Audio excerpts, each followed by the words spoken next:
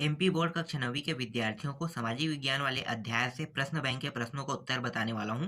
तो चलो शुरू करते हैं। और जो मैं प्रश्न बता रहा हूं यही प्रश्न आपको अर्धवार्षिक और वार्षिक पेपर में देखने को मिलेगा, इसलिए आपको इसे नजरअंदाज नहीं करना है। इसमें जितने भी प्रश्न हैं वो सारे प्रश्नों को आपको पढ़ना है। तो चलो देखो, पहला प्रश्न क्या है। द्वितीय इंटरनेशनल का संबंध था तो समाजवाद से था। कौन सा व्यक्ति रूस की जरीना का सलाहकार था जिसने राजतंत्र को बदनाम किया? तो व्लादिमीर पुतिन है। ठीक है। इसके बाद है तीसरा है, रूसी साम्राज्य में मुस्लिम धर्म सुधारक कहलाते थे तो इसे कहते थे जर्दिस्त या जदीद कहते थे। रूस में राजशाही का पतन हुआ, 1917 में पतन हुआ। प्रथम विश्व युद्ध कब लड़ा गया? तो 1914 से 1918 में लड़ा गया। ठीक है, यहाँ पे देख सकते हो 1914 से 1918। नेक्स्ट प्रश्न है, रॉबर्ट ओवन साम्राज्यवाद वादी था तो क्या लोगे? रूसी, फ्रांसीसी, अंग्रेजी, इनमें से कोई नहीं लोगे। ठीक है, ये कोई नहीं है। ऐसे लोग जो परिवर्तनों का विरोध करते हैं कहलाते हैं तो रूढ़िवादी कहलाते हैं। जिस देश की पार्लियामेंट को ड्यूमा कहा जाता है उसे हम क्या कहते हैं? रूस के नाम से जानते हैं। ठीक है, रूस कंट्री में ड्यूमा के नाम से जाते हैं। जैसे भारत के पार्लियामेंट को क्या कहते हैं? संसद कहते हैं ना, वैसे ही। इसके बाद देखो अगला है, अरोरा क्या है? तो अरोरा एक प्रकार से किसानों का संगठन है। नेक्स्ट प्रश्न देखो, बोल्शेविक पार्टी का नेता कौन था? तो मुसोलिनी लेना है। 1917 ईस्वी की रूसी क्रांति का आरंभ कहाँ से हुआ? तो उत्तर क्या बोले? लेनिनग्राड से। ठीक है, आगे दिखाता हूं मैं आपको। इसके बाद देखो यहाँ पे ये वाला प्रश्न, ठीक है, ये रिक्त स्थानों की पूर्ति है। तो यहाँ पे देखो पहला प्रश्न क्या है, जार निकोलस द्वितीय खालिस्तान में रूस के राज सिंहासन पर आसीन था। तो उत्तर क्या लोगे? उत्तर आपको लोगे अंतिम सम्राट के रूप में। यहाँ पे आ जाएगा अंतिम सम्राट के रूप में आ जाएगा। इसी तरह से बोसेल्विक क्रांति के फलस्वरूप रूस में खालिस्तान का जन्म हुआ। तो उत्तर क्या लोगे? उत्तर लोगे यहाँ पे ये जो है ना आगे में लिखा है बोसेल्विक क्रांति, तो इसी को लोगे। लेनिन को बोसेल्विक क्रांति का नायक कहा जाता था। ठीक है, रूस की 1905 ईस्वी को क्रांति का आरंभ कहाँ से हुआ? मंचूरिया से हुआ। ठीक है, मंचूरिया एक शहर है, उस शहर से इसका हुआ। ठीक है, तो यहाँ पे मंचूरिया लोगे। फिर कार्ल मार्क्स ने खालिस्तान नामक ग्रंथ की रचना की। तो कौन से ग्रंथ की रचना की? तो इन्होंने द कम्युनिस्ट मनीफेस्टो की रचना की। रूस के राष्ट्रीय झंडे का नाम, मतलब झंडे का जो रंग है वो सफेद, नीला और लाल है। ठीक है, आगे देखो। इसके बाद जो निजी संपत्ति का विरोध करते हैं खालिस्तान कहलाते हैं तो वो रूढ़िवादी कहलाते हैं। सेंट पीटर्सबर्ग का नाम बदलकर खालिस्तान किया गया। उत्तर क्या है? लेनिनग्राद। ठीक है, यहाँ पे लेनिनग्राद आ जाएगा। 1914 ईस्वी, एक मिनट आगे देखते हैं। 1914 ईस्वी में दो खालिस्तान गठबंधों के बीच युद्ध छिड़ गया। तो यूरोप और जर्मनी के बीच युद्ध छिड़ गया। ठीक है, आगे देखो। इसके बाद है कामिंटर्न का गठन वर्ष 1919 में हुआ। 1904 ईस्वी में हुए रूस जापान युद्ध में कोरिया को पराजय का सामना करना पड़ा। ठीक है, आगे देखते हैं। इसके बाद देखो एक शब्द एक वाक्य में उत्तर आपको देखने को मिलेगा। ठीक है, कुछ इस प्रकार से प्रश्न है और इन सभी का उत्तर भी आपको मिल जाएगा। तो देखो, मेन्शोविकी का नेता कौन था? तो जूलियस माटोर्व था। सेंट पीटर्सबर्ग का नाम बदलकर क्या कर दिया गया? तो लेनिनग्राद कर दिया गया। तीसरा प्रश्न है, जार निकोलस द्वारा कब पद त्याग दिया गया? तो 2 मार्च 1917 को। वॉल स्ट्रीट एक्सचेंज क्या था? तो उत्तर क्या लिखोगे? ये जो है ना, ये एक प्रकार के न्यूयॉर्क, ये मैं कह सकता हूँ कि ये लोअर मैनहट्टन था। ठीक है, लोअर मैनहट्टन या न्यूयॉर्क सिटी या न्यूयॉर्क में है। इसे कहा जाता है वॉल स्ट्रीट में एक मार्ग कहा जाता है, एक प्रकार से ये एक रास्ता था। तो उसका उत्तर डायरेक्ट लिख सकते हो, ये एक प्रकार से एक मार्ग था। चलो इसको मैं लिख लेता हूँ, क्या है? ये एक मार्ग मतलब रास्ता। ठीक है, मार्ग एक रास्ता था। किसके नेतृत्व में खूनी रविवार को मजदूरों का जुलूस विल्टर पैलेस पहुंचा? तो पादरी गैपान। ठीक है, तो यहाँ पे आ जाएगा पादरी गैपान आ जाएगा। नेक्स्ट प्रश्न है, 1917 की रूसी क्रांति को किस नाम से पुकारा जाता है? तो अक्टूबर क्रांति के नाम से जाना जाता है। पूंजीपति के लिए मजदूर ही मुनाफा कमाता है, यह विचार किसका था? तो कार्ल मार्क्स था। आगे देखो, इसके बाद नेक्स्ट प्रश्न है, समाजवादी सभी बुराइयों को जड़ किसे मानते थे? तो उत्तर क्या लिखोगे? सभी बुराइयों का जड़ जो है वो मानते थे धन से समान वितरण को उत्पादन के साधनों पर नहीं, इसे समाजवादी बुराइयों को जड़ मानते थे। मतलब एक शब्दों में कहा जाए तो ये समाजवादी बुराइयों को ही मानते थे, ठीक है, जड़ मानते थे। चलो आगे देखते हैं। फिर 1917 ईस्वी के पूर्व रूस पर किसका शासन था? तो उत्तर क्या लिखोगे? तो इस पे जो शासन था वो था जार के स्वेच्छाचारी शासन था, ठीक है, जार, जार यहाँ पे लिख सकते हो। इसका उत्तर जो है जार के स्वेच्छाचारी का शासन था। अस्थायी रूसी सरकार किसके नेतृत्व में बनी थी? तो ये बनी थी प्रिंस टेरेंस के, ठीक है, यहाँ पे लिख सकते हो प्रिंस टेरेंस, ठीक है, प्रिंस टेरेंस के। रूसी ड्यूमा को कब बर्खास्त किया गया? ठीक है, तो यहाँ पे 25 फरवरी लिखोगे, 25 फरवरी, यहाँ पे आ जाएगा इसका उत्तर 25 फरवरी। विंटर पैलेस पर आक्रमण करने वाले युद्धपोत का क्या नाम था? तो उत्तर क्या लिखोगे? अरोरा, यहाँ पे लिख लेता हूँ अरोरा, ठीक है, देखो अरोरा, ठीक है। सामूहिक खेतों को किस नाम से जाना जाता है? तो कोल खोज, यहाँ पे क्या लिखोगे? कोल खोज, तो यहाँ पे मैं लिख लेता हूँ, ठीक है, कोल खोज, कोल खोज के नाम से जाना जाता था, ठीक है। फिलहाल आपको दिखाई तो नहीं दे रहा है स्पष्ट से, स्पष्ट नहीं दिखाई दे, लेकिन नाम से आप लोग समझ सकते हो, ठीक है। ये पहले ही बहुत छोटा छोटा है, इसलिए ये दिखाई भी ढंग से नहीं दे रहा है। वैसे जूम करके मैं आपको दिखा रहा हूँ। चलो आगे देखते हैं। इसके बाद ये, हाँ, हालांकि ये कैमरा में बहुत बड़ा दिखाई दे रहा है, लेकिन स्पष्ट रूप से ना आंख में ना एकदम साफ साफ नहीं दिखाई दे रहा है, ठीक है। तो चलो यहाँ पे फिलहाल मैं कैमरा नहीं देख सकता हूँ, मुझे यहाँ पे देख के बताना होता है आप लोगों को प्रश्नों का उत्तर, ठीक है। कैमरा में भले ही ये बड़े दिखाई दे रहा है, लेकिन स्पष्ट रूप से छोटा दिखाई दे रहा है, इसलिए पढ़ने में थोड़ा दिक्कत हो रहा है। चलो आगे दिखाता हूँ मैं। देखो, रूस की क्रांति, और इसे मैंने जूम किया है, रूस की क्रांति, तो ये इसका जो उत्तर है, थोड़ा सा मैं डाउन कर लेता हूँ इसके जूमर पॉइंट को, ठीक है। तो चलो अब देखो, रूस की जो क्रांति है वो 1917 ईस्वी में हुई। कार्ल मार्क्स रूसी क्रांति का प्रेरणा स्रोत है। ड्यूमा जो है रूस की संसद है। प्लेव है, क्या है? प्लेव जो है रूसी नेता है। निकोलस क्या है? Jar Nicholas. लियोन टाटस्की जो है वो रूस के नेता थे।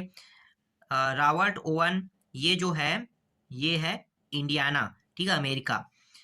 इसके बाद है रूई ब्लॉक, फ्रांस। अक्टूबर क्रांति, अक्टूबर जो क्रांति है वो रूस का शासन, ठीक है। आगे देखो, जदीदी जो है वो रूस साम्राज्य की सक्रिय, सॉरी, ये हो जाएगा, हाँ ठीक है, रूस मुस्लिम सुधारक जो है जदीदी कहलाते थे ना, यहाँ पे थोड़ा सा गलत हुआ है, हाँ ठीक है, जदीदी जो है वो होना चाहिए मुस्लिम सुधारक होना चाहिए, ठीक है। और पुलिस गुप्तचर जो है वो चेका है, इस तरह से, ठीक है। कुछ चीजें जो है वो गलत हो गया था, चलो थोड़ा सुधार लियो उसे। आगे देखो, यहाँ पे है सन 1917 में रूस में बोल्शेविक क्रांति हुई, ये सत्य है। 1920 ईस्वी तक रूसी साम्राज्य के अधिकारी पर बोल्शेविक शासन स्थापित हो गया, ये सत्य है। देखो यहाँ पे जितने भी प्रश्न है ना, जो राइट पर है वो सभी सत्य है, ये गलत है, ठीक है। रूस में छोटे किसानों को कुलक कहा जाता है, ये असत्य है। और ये जो है रूस में सामूहिक खेती को कोलखोज कहा जाता है, ये असत्य है, ठीक है।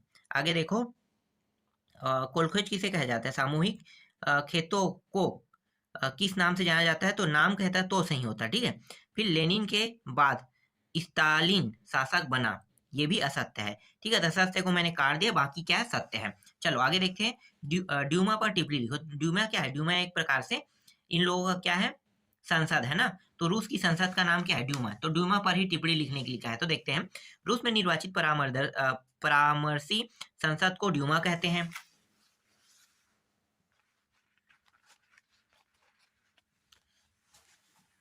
इसे जार ने 1905 की क्रांति के बाद जार ने गठित किया, परंतु जार द्वारा प्रथम ड्यूमा 75 दिनों में ही स्थगित कर दिया गया। फैक्ट्रियों में केवल 31% महिलाएं ही काम करती थी, परंतु उन्हें पुरुष श्रमिकों से कम मजदूरी मिलती थी, ठीक है। आगे देखो, इसके बाद है, नेक्स्ट है 1900 से 1930 के बीच रूस में महिला कामगार का स्थिति क्या थी? तो कामगार की स्थिति क्या थी? देखो, 1930 के बीच महिला का कामगार फैक्ट्री मजदूरों का 31% महिला कामगारों का था, जिसमें इसे अगर गिनते हो तो ये होगा 4,19,001, परंतु उन्हें पुरुष श्रमिकों से कम मजदूरी मिलती थी। अधिकतर फैक्ट्रियों में उन्हें पुरुषों की मजदूरी का आधा या 3/4 ही दिया जाता था। इसी कारण उन्होंने विद्रोह में पुरुषी का साथ दिया। आगे देखो, कार्ल मार्क्स ने पूंजीवादी पर क्या विचार दिया? तो उत्तर क्या लिखोगे? उत्तर लिखोगे कार्ल मार्क्स ने पूंजीवादी को एक प्रगतिशील ऐतिहासिक वर्ण के रूप में देखा जो आंतरिक अंतर्विरोधों के कारण स्थिर हो जाएगा, और उसके बाद समाजवाद निंदा एक ऐसी प्रणाली के रूप में कि जनता को अलग थलग कर देती है। ठीक है, इसी तरह से देखो नेक्स्ट है, अगला है कोऑपरेटिव क्या है? तो कोऑपरेटिव क्या है? तो ये सरकारी शब्द का अर्थ होता है साथ मिलकर कार्य करना। इसका अर्थ हुआ कि ऐसे व्यक्ति जो समान आर्थिक उद्देश्य के लिए साथ मिलकर काम करना चाहते हैं वे समिति बना सकते हैं। इसे सरकारी समिति कहते हैं। यह ऐसे व्यक्ति की स्वयं सेवी संस्था है जो अपने आर्थिक हितों के लिए कार्य करते रहते हैं। ठीक है, ये हो गया। आगे देखो, पांचवा प्रश्न है, द्वितीय इंटरनेशनल क्या है? तो द्वितीय इंटरनेशनल क्या है? समाजवादी श्रमिक दलों का संगठन है जिसका गठन 14 जुलाई 1889 को पेरिस की बैठक में किया गया था। लेबर पार्टी का गठन कब और कहाँ हुआ था? तो उत्तर क्या है? लेबर पार्टी का गठन 27 फरवरी 1900 में लंदन में हुआ था। खूनी रविवार की घटना क्या थी? तो उत्तर क्या लिखोगे? खूनी रविवार 22 जनवरी 1905 को रूस की जार सेना ने शांतिपूर्ण मजदूरों तथा उनके बीवी बच्चों के एक जुलूस पर गोलियां बरसाई, जिसके कारण हजारों लोगों की जान चली गई। इस दिन चूंकि रविवार था इसलिए यह खूनी रविवार के नाम से जाना जाता है। आगे देखो, पहला विश्व युद्ध कब और ये तो 1914 से 1918 है। निजी संपत्ति के बारे में पूंजीवादी और समाजवाद विचारधाराओं के बीच दो अंतर लिखें। तो निजी संपत्ति के बारे में पूंजी और समाजवाद विचारधाराओं के अंतर देख लेते हैं। तो देखो, पहला अंतर क्या है? निजी संपत्ति के मालिक निजी संपत्ति के पक्ष में होते हैं, जबकि समाजवादी निजी संपत्ति के विरोध में होते हैं। ठीक है,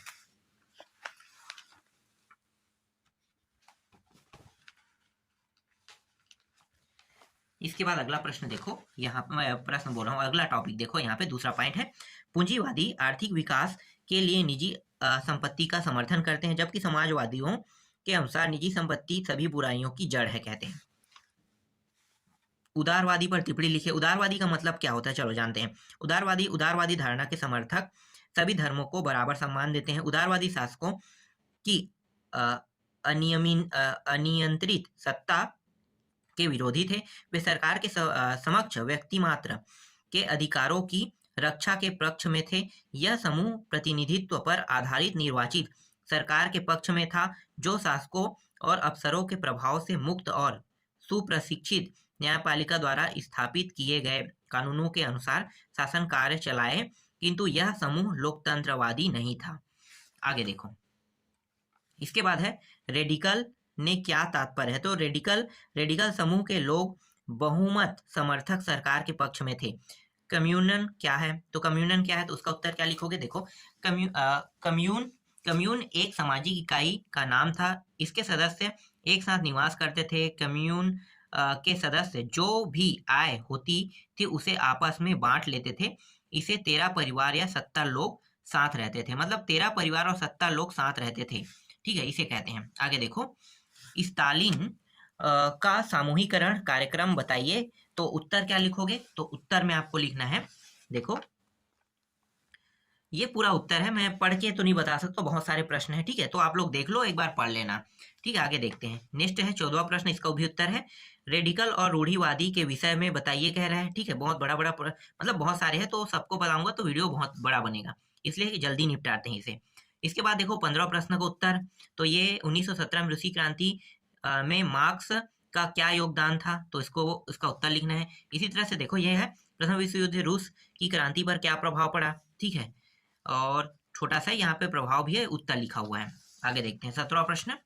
17वां प्रश्न 1917 ईस्वी की रूसी क्रांति में नई सभ्यता तथा संस्कृति का जन्म हुआ। इस कथन की पुष्टि में 2 बिंदु लिखे गए हैं। ठीक है, देख सकते हो। 18वां प्रश्न दिखाता हूँ। 20वीं सदी के प्रारंभ में रूस के आर्थिक क्रियाकलापों किस प्रकार थे? 2 बिंदु लिखे कह रहे हैं, तो यहाँ पे 2 बिंदु लिखना है, 5 बिंदु यहाँ पे दिया हुआ है। 19वां है रूसी क्रांति के प्रमुख कारणों में से कोई 2 कारण लिखे कह रहा है। 20वां देखो, 20वां का उत्तर पूरा लगा हुआ है। ठीक है, चलो आगे देखते हैं। 21वां देखो, 21वां का उत्तर भी यहाँ पे लगा हुआ है। ठीक है, 22वां दिखाता हूँ, 22वां का उत्तर भी यहाँ पे लगा हुआ है। 2 पॉइंट यहाँ पे आपको दिखाई दे रहा है। ठीक है, आगे देखते हैं। इसके बाद 23वां प्रश्न दिखाता हूँ मैं आपको। ये रहा 23वां प्रश्न। ठीक है, तो 23वां का मैं आपको उत्तर दिखा देता हूँ और ये रहा इसका उत्तर। ठीक है, इसके बाद देखो 24वां प्रश्न है। 24वां में थोड़ा खंड खंड काट के दे दिया है। जैसे कि यहाँ पे प्रश्न मैं आपको दिखाता हूँ। ऊपर में देखो ये रहा प्रश्न। अब यहाँ पे अ और ब पॉइंट दिया हुआ है। ठीक है, यहाँ पे अ ब स द और अंगा तक के दिया है, तो अंगा तक के हमें बनाना है। ठीक है, तो ये अ ब हो गया, ये स हो गया। ठीक है, इसके बाद देखो ये रहा द और ये रहा अंगा। ठीक है, यहाँ तक के। तो इतने प्रश्न दिए हुए हैं, इसमें कम से कम 24 प्रश्न हैं और 24 प्रश्नों को पढ़ोगे तो यहाँ से प्रश्न तो 100% आएगा ही आएगा। तो आपको इन सारे प्रश्नों को अच्छे से याद कर लेना है।